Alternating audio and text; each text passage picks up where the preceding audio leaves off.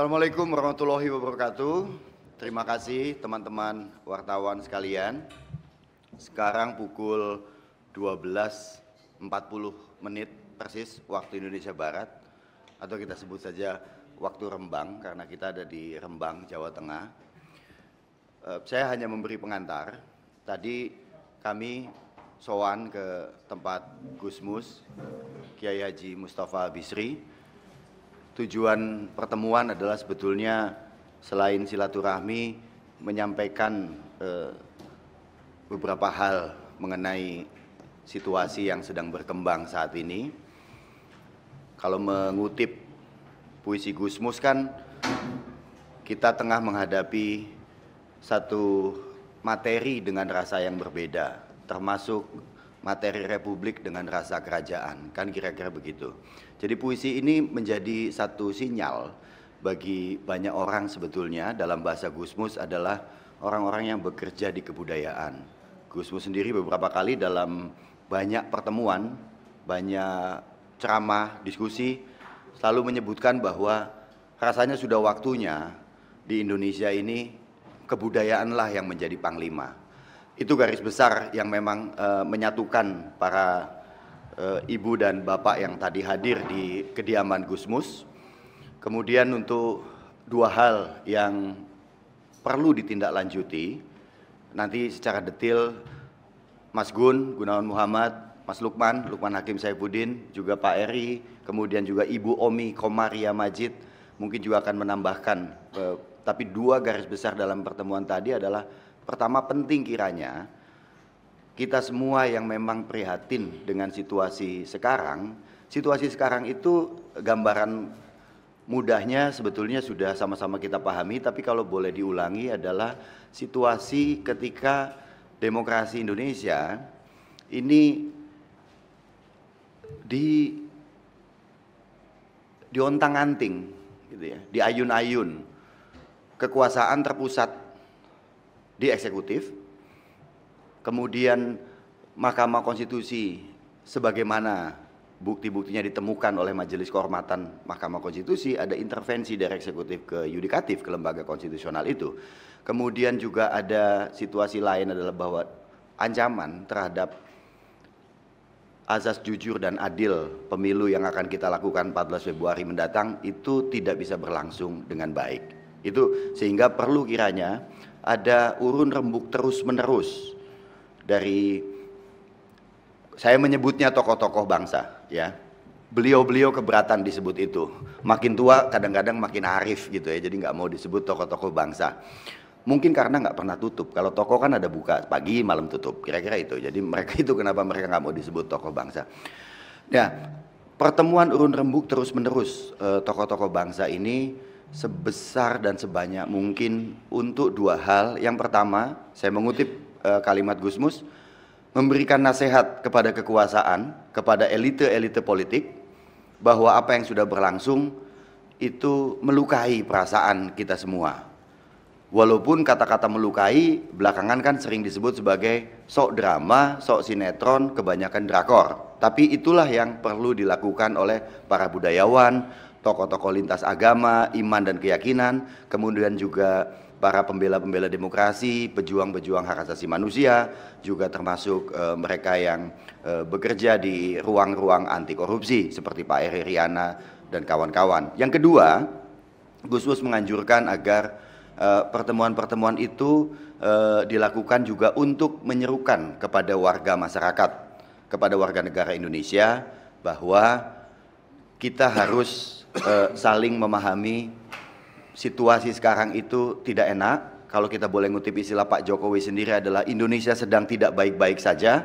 Karena itu nasihat-nasihat penting disampaikan juga kepada warga negara agar situasi tetap bisa adem, kekecewaan bisa disalurkan melalui saluran-saluran demokratis, sehingga sama-sama memperingatkan agar penguasa juga eling. Kira-kira itu pengantar dari saya. Mungkin Mas Lukman, Romo Beni, Mas Gunawan Muhammad bisa menambahkan, silakan. Ya. Saya sebetulnya agak tidak begitu bersemangat berbicara karena makan di rumah Gusmus itu enak sekali. Jadi kenyang. Ya seperti dikatakan Alif tadi, kita ke Gusmus untuk sowan, tapi juga untuk berbagi rasa, untuk saling menularkan semangat supaya kembali lagi ada kepercayaan pada, menurut saya, sesama. Karena zaman sekarang itu kepercayaan pada sesama itu sangat tipis. Pertama, banyak sekali kebohongan yang juga diucapkan oleh Presiden dan orang-orang lainnya. Kedua, karena semua ini sekarang ini bisa dibeli, kesetiaan bisa dibeli, suara bisa dibeli, kedudukan bisa dibeli. Jadi apa yang ikhlas itu sudah mengalami erosi yang berat. Kalau sebuah masyarakat kehilangan saling percaya, ya selesai. Kami ingin itu tercegah, tidaknya di kalangan yang sedikit kelihatannya, tapi sebenarnya banyak pengaruhnya, sehingga bangsa ini bisa menempuh perjalanan yang lebih lama.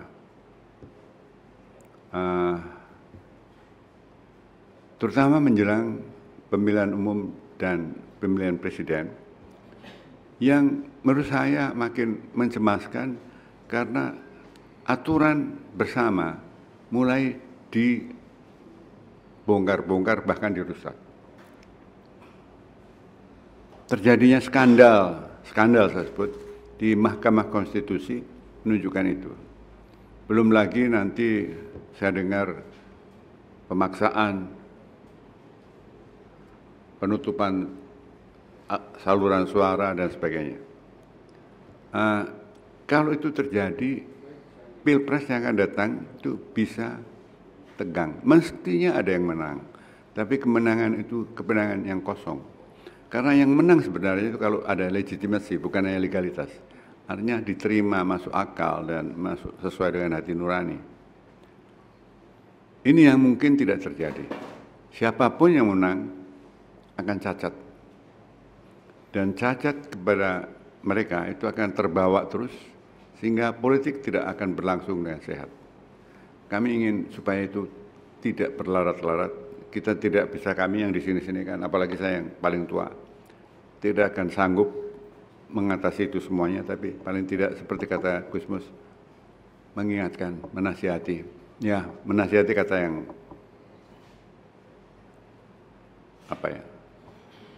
sombong. Untuk mengingatkan, bukan hanya pada yang berkuasa. Sebenarnya saya tidak bernafsu mengingatkan pada yang berkuasa, tapi pada sesama kita. Nah, ini tujuan kami datang ke Rembang, dan Gusmus tadi menganjurkan lebih diperluas lagi pertemuan begini. Insya Allah kita bisa. Sekian.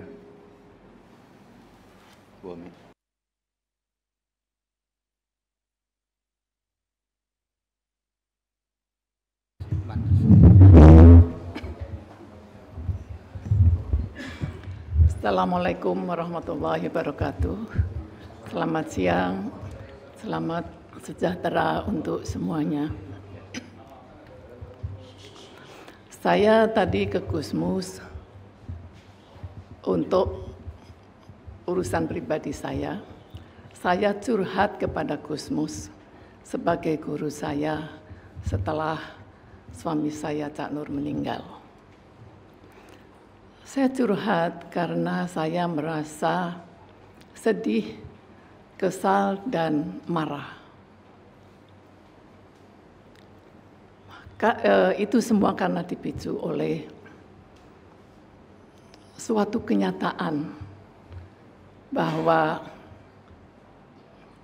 KKN, korupsi, kolusi, nepotisme, yang kita perjuangkan pada reformasi 1998, dan itu merupakan tujuan utama untuk kelangsungan negara ini, itu tidak ditunaikan secara sungguh-sungguh. KKN justru semakin menggurita dalam pelaksanaan penyelenggaraan negara. Negara, saya pikir, itu kan suatu wadah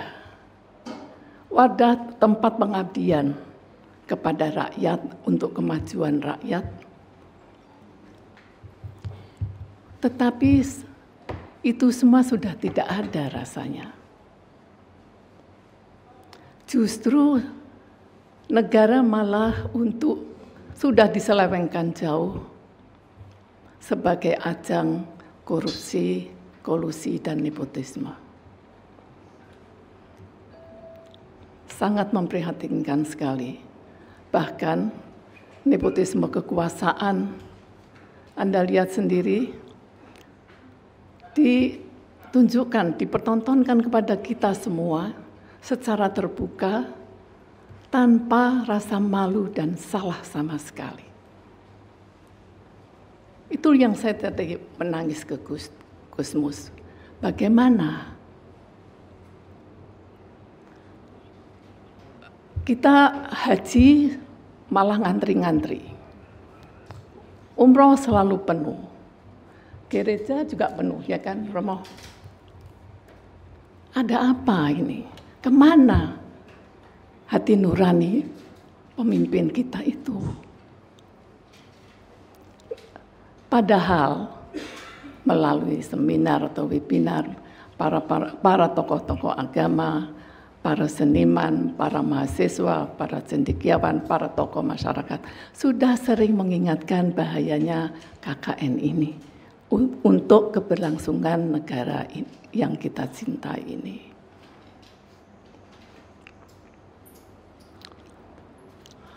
Jadi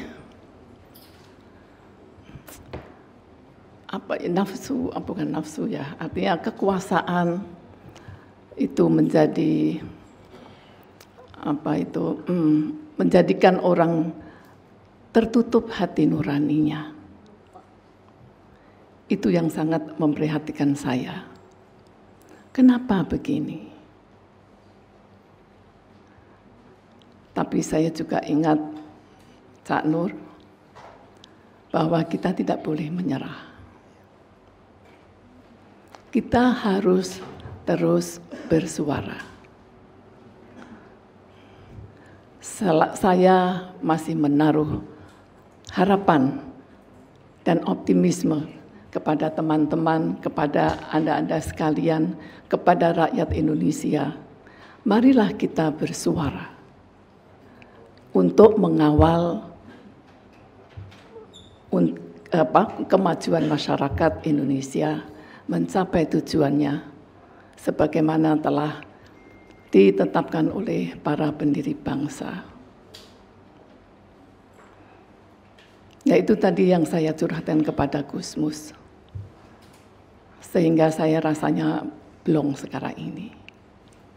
Maka dari itu, marilah teman-teman kita berbuat baik setiap harinya untuk negara ini.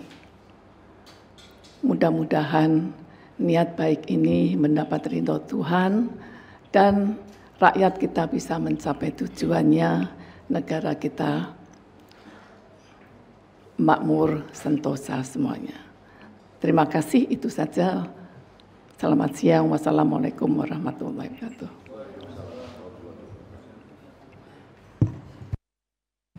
Terima kasih Ibu Omiko Maria Majid. Jadi judulnya mungkin kita bisa bilang seperti disampaikan oleh Mbak Omi tadi, di dalam juga tadi waktu soal nama Gusmus ada menyebut kata, kami ini wadul. Semua orang Jawa ya, atau paling tidak kenal bahasa Jawa. Wadul, ngadu kepada Gusmus. Apa yang diadukan adalah concern terhadap nurani yang tadi disebutkan oleh Mbak Omi, nurani yang terkoyak, mempertanyakan mengapa Republik ini dikelola seperti tanpa hati nurani. Bukan peraturan. Peraturan bisa dibuat, tetapi nurani yang sebetulnya kita masing-masing memiliki, ternyata itu tidak diindahkan. Mas Lukman, monggo. Ya, eh, kenapa kami sowan silaturahim ke Gusmus, karena kami merasa beliau adalah sosok yang memiliki kejernihan berpikir dan kedalaman rasa. Jadi kami ingin, selain silaturahim tentu sowan, kami sebenarnya ingin mengkonfirmasi apakah yang kami rasakan, apakah yang kami alami, yang kami ketahui dari beragam sumber informasi itu juga dirasakan oleh beliau. Jangan-jangan kami salah juga gitu. Karena tadi itu kejernihan berpikir, kedalaman rasa pada diri beliau sesuatu yang selalu menjadi teladan bagi kami. Dan setelah hampir semua kami tadi menyampaikan curhatnya gitu ya, beliau langsung mengatakan bahwa beliau merasakan hal yang sama. Jadi secara eksplisit beliau mengatakan bahwa apa yang disampaikan itu sebenarnya refleksi dari yang dirasakan oleh masyarakat kita. Jadi ini bukan pikiran elitis, bukan analisis kaum intelektual dan seterusnya, tapi ya karena beliau juga merasakan hal yang sama dan beliau memang hidup di tengah-tengah masyarakatnya, maka ini refleksi atau curhatan ini semua hakikatnya adalah apa yang terjadi di tengah-tengah kita. Oleh karenanya beliau menekankan bahwa kita harus kembali kepada nilai. Beliau mengatakan saat ini kita sedang mengalami krisis nilai.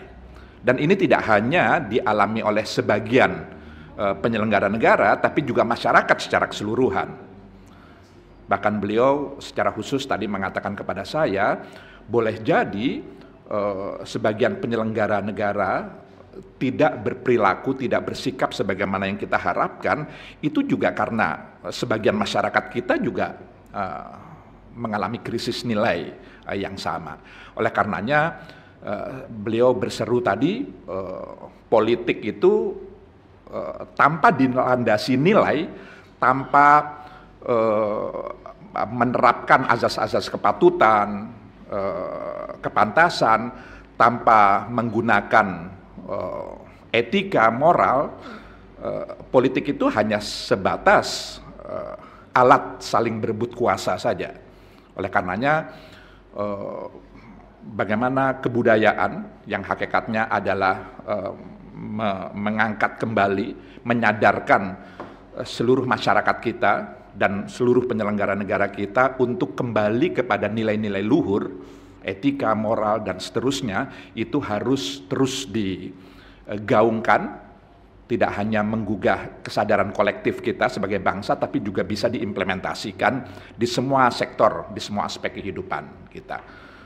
Jadi itu sekedar tambahan yang ingin saya sampaikan dari apa yang tadi telah disampaikan.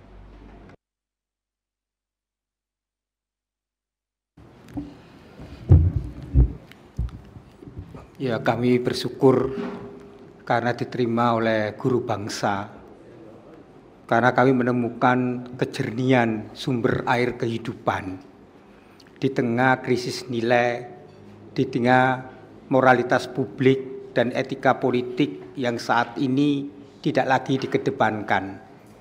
Tapi kami punya harapan apa yang dikatakan oleh Gusmus, bagaimana mengembalikan politik jalan kebudayaan. Kalau politik jalan kebudayaan, maka politik harus juga dikembalikan kepada kepatuhan dan etika dan moralitas publik.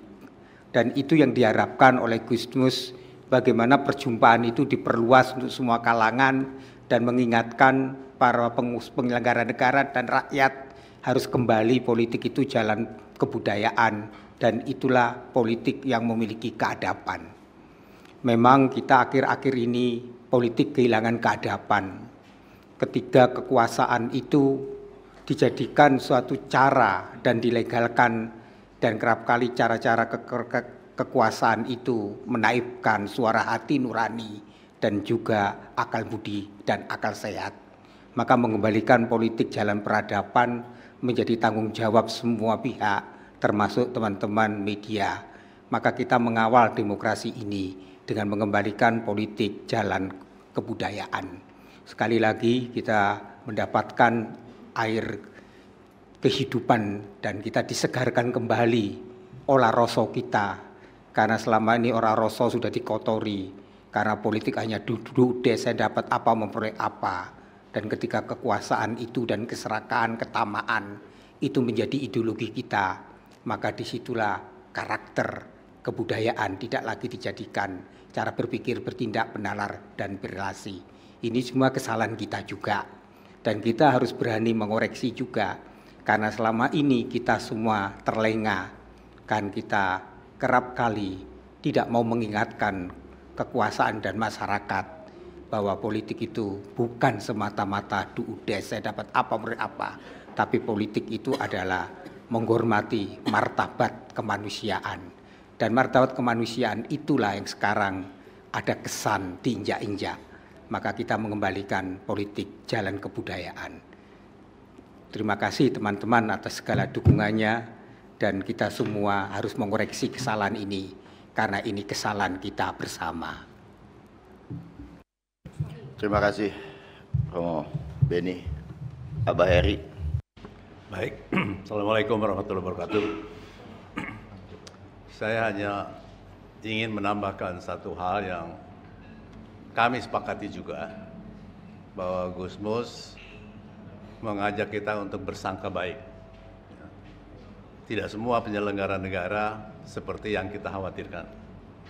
Sebagian besar mungkin masih bisa kita harapkan, oleh karena itu masih ada harapan melalui pemberian nasihat. Ya, Gusmus tadi menyampaikan secara tegas, kita nasihati pemimpin kita dan kita nasihati juga masyarakat. Di masyarakat tenang, sebagian besar penyelenggara negara pasti masih memiliki nurani. Yang tidak memiliki itu sebagian kecil yang kebetulan memegang kekuasaan. Jadi Gusmus menggaris bawah itu dan kami juga sepakat dengan itu. Dan untuk itu tentu perlu bantuan kita semua. Terima kasih. Terima kasih. Gus Wahyu, monggo. Sepatah dua, tiga patah kata. Oke. Terima kasih. Mbak Nong, mau ada tambahan?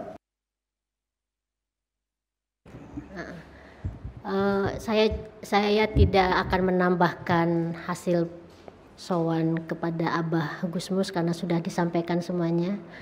Saya cuma ingin menambahkan bahwa tadi sebenarnya juga ada Profesor Sulistiawati Irianto, tapi buru-buru pulang karena mengejar pesawat.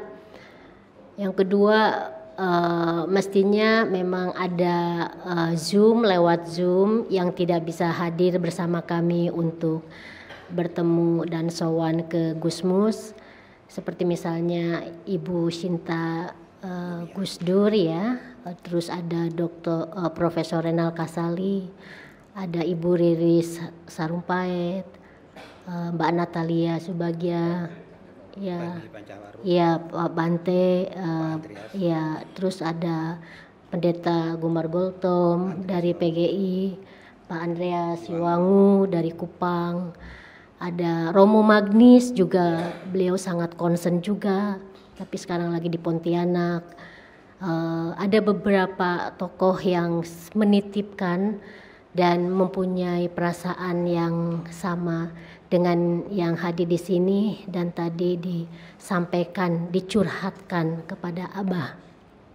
Itu aja yang ingin disampaikan, dan mudah-mudahan seperti kata Abah Gusmus ya, kita nggak berhenti untuk terus-menerus mengingatkan, memberikan nasihat gitu, dan semoga ini bukan yang terakhir, karena pesan beliau juga kan harus diperluas juga gitu, supaya mungkin bisa didengar oleh pemimpin kita dan juga masyarakat. Itu aja tambahan dari saya, Liv. Terima kasih.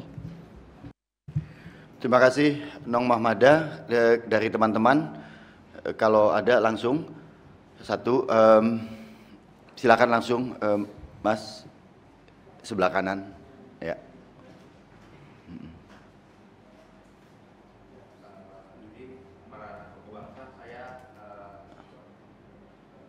Sudah, langsung saja. Saya Sabtaji dari media di Jakarta. Melihat kemarin berita kemarin yang sudah viral terkait pemasangan atribut salah satu calon dan dibantu oleh aparat TNI Polri, bagaimana pandangan tokoh bangsa ini melihat kejadian tersebut? Dan tadi juga ada pernyataan bahwa masih ada nih institusi yang bisa kita percaya. Nah, kalau semuanya akhirnya terlibat dalam kepentingan penguasa saat ini,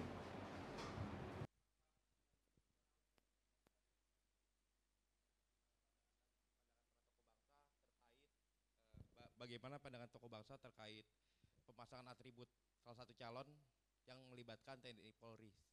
Terima kasih. Terima kasih. Sabta ada lagi atau langsung? Oke, depannya. Perkenalkan, saya Fahri dari Jawa Pos Radar Kudus. Izin minta mengkonfirmasi tadi sebelum acara ini ada beredar pamflet dengan nama Majelis Permusyawaratan Rembang. Mungkin bisa dijelaskan. Terima kasih. Selain Sabta sama Fahri, cukup ya.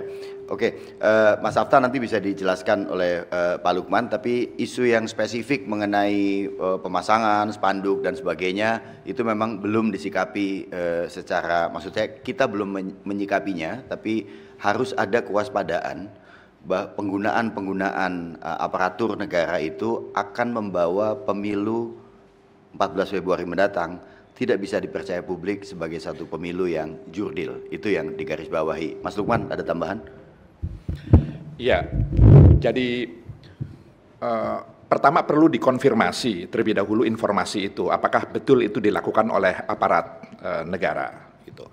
Yang kedua, andai pun terkonfirmasi bahwa itu dilakukan oleh aparat negara, kami masih penuh berharap bahwa itu bukan merupakan kebijakan institusional. Jadi kami masih percaya betul bahwa TNI Polri tetap berpegang pada undang-undang, bahwa netralitas dari kedua alat negara itu adalah sesuatu yang niscaya, yang tidak bisa tidak ya harus menjadi kewajiban yang harus ditunaikan. Andai pun ada seperti yang diinformasikan, yang diberitakan seperti itu, kami berharap mudah-mudahan itu hanya tindakan oknum semata, bukan merupakan kebijakan resmi dari institusi TNI Polri. Mudah-mudahan seperti itu. Iya, Bung Fahri, jadi pertemuan tadi adalah pertemuan pertama, gitu ya. Teman-teman silakan menamakannya seperti apa. Bebas kasih judulnya. Kalau flyer yang beredar itu memang keinginan dukungan kan banyak sekali sebetulnya, dan informasi mengenai peristiwa ini atau pertemuan ini sangat banyak.